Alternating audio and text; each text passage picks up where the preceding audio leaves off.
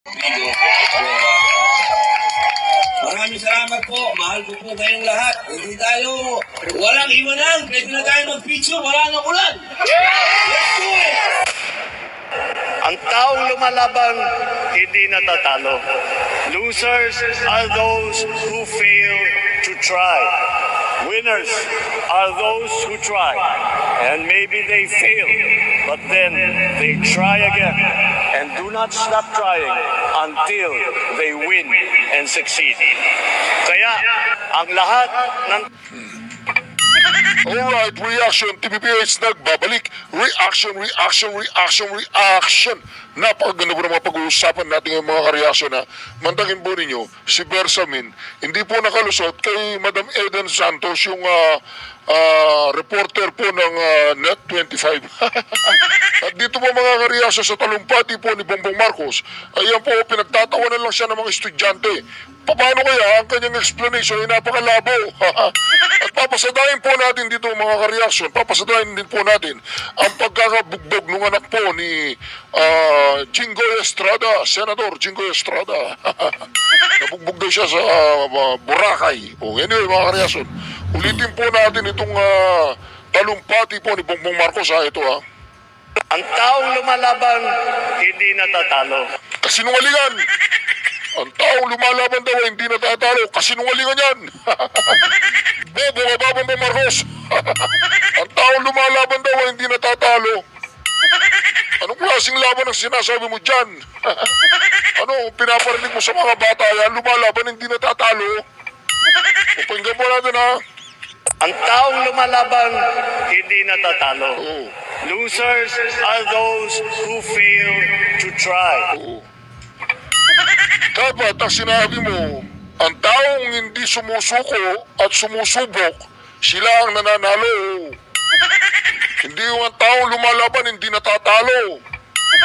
Ang daming lumalaban, natatalo Di ba mga ikaw nga lumaban ka sa mga tao, natalo ka O di, tignan mo ngayon, yung suporta ng mga tao sa'yo, wala na.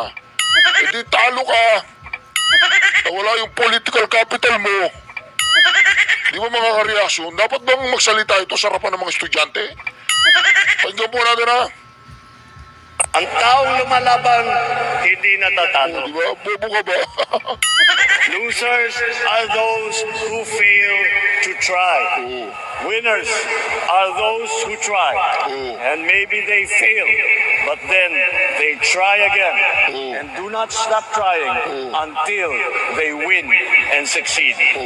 Kaya, ang lahat ng... Niloloko siya. Kasi hindi siya maintindihan ng mga kabataan, kaya iniinsulto siya, tignan mo. tumulong. Di ba? Iniinsulto ka lang ng mga kabataan, hindi naman sila nakikinig sa'yo Na maideklara ang Ulitin pa niya yan. ng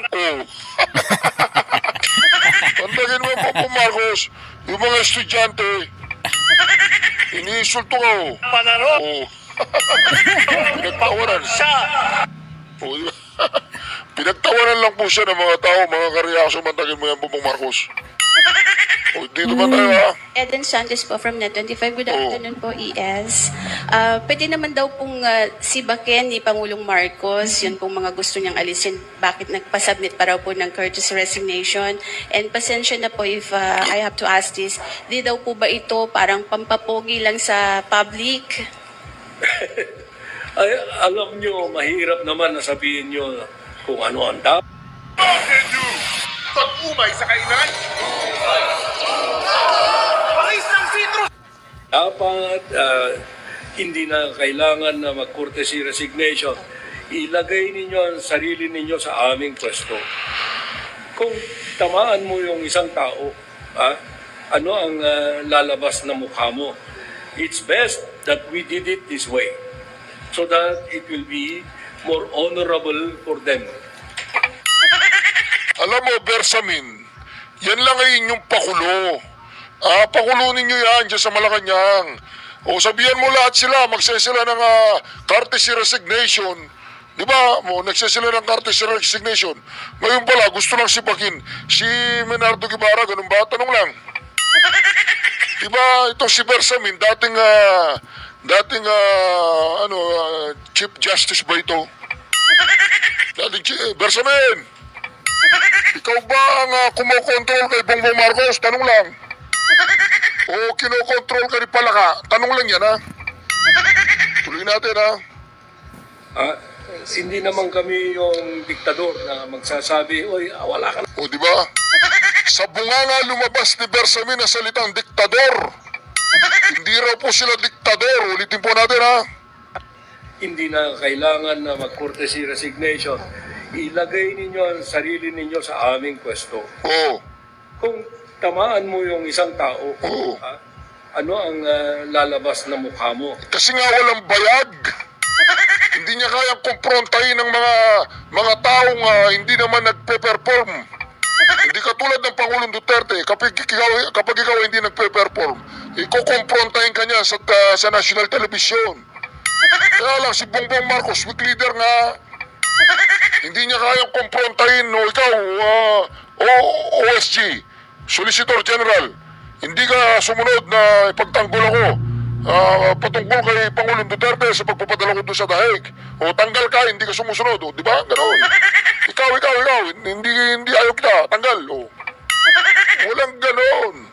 Dinadaan nila sa tinatawag nilang courtesy resignation para lamang masabi nila na may kamay na bakal si Bongbong Marcos. O ito, ha? It's best that we did it this way.